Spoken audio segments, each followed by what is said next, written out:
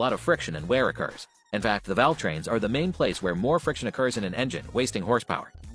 Bugatti and all modern cars made today use rocker arms with intermediate rollers, thus reducing friction. The camshaft does not suffer wear.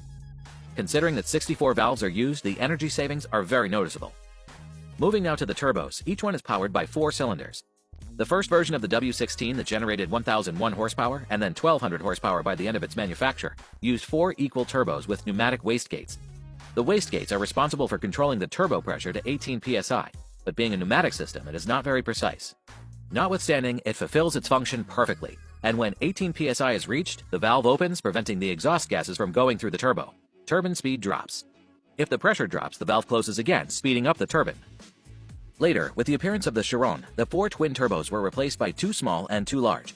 The actuators were replaced by electronic modules and controlled by computer. With this new technology, the turbo bypass gates are perfectly controlled in all driving conditions. This sequential turbo setup provides maximum boost pressure from 2,000 RPM to 6,000. The turbos blow a total of 3,700 gallons of air per minute. As for the fuel system, all the cars use direct current pumps that always rotate at the same speed with a mechanical pressure regulator.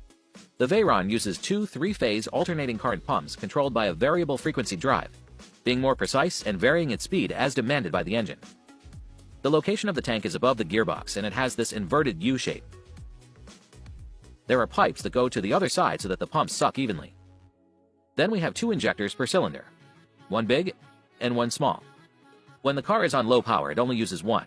The second injector kicks in when needed. If a single large injector were used, the engine would have trouble controlling the dosage at low speed.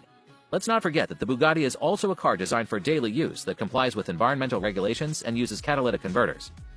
The Veyron's fuel tank holds 100 liters or 26 gallons, and in just 12 minutes at 250 miles per hour, it's completely empty. That is to say, less than 3 miles per